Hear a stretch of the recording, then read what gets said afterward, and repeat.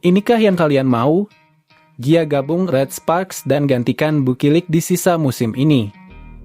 Kemudian Megawati kembali berkolaborasi dengan Gia, lalu Red Sparks kembali solid dan kembali ke jalur kemenangan demi kemenangan. Yah, di sini Mimin akan coba rangkum sedikit ulasan mengenai bagaimana Gia jikalau gantikan Bukilik di sisa round 5 dan 6. Apakah Red Sparks akan bisa jadi juara V-League di season ini? Dan berikut ini adalah ulasan selengkapnya. Selamat menyaksikan.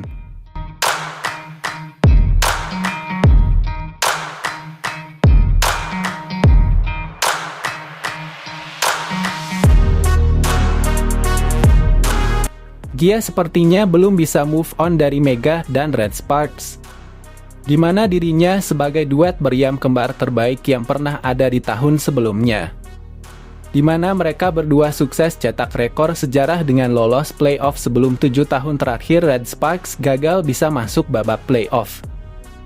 Duet Mega Gia jadi salah satu duet tersukses di musim 2023-2024.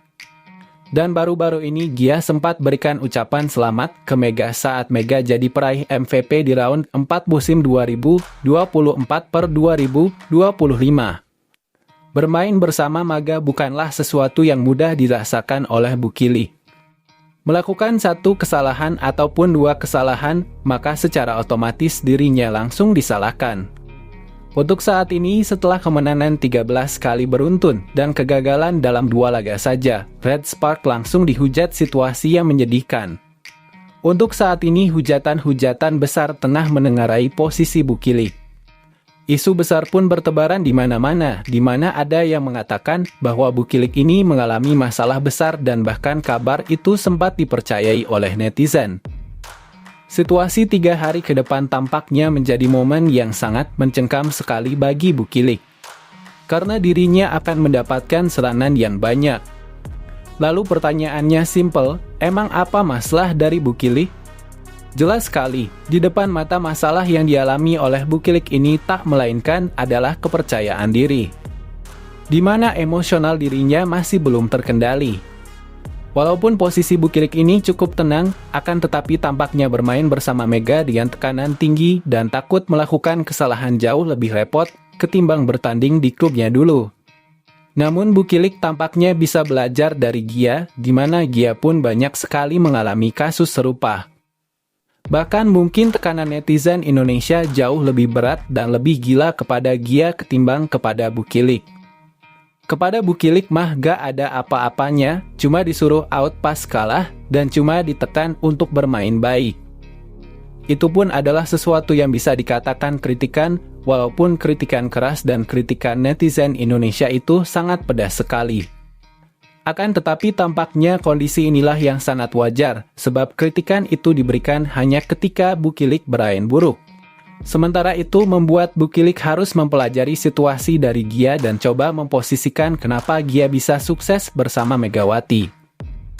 Padahal Gia dituding itu dan ini, bahkan lebih parah lagi dari Bukilik ketika dirinya terpuruk.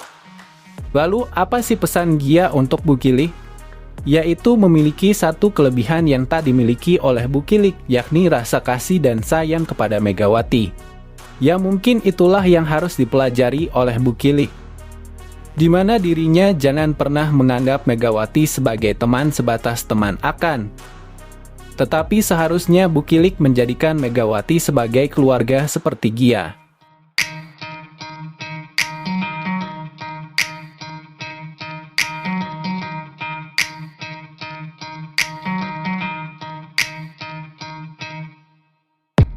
Kita bisa melihat bagaimana besarnya perhatian Gia di saat Megawati memenangkan apapun.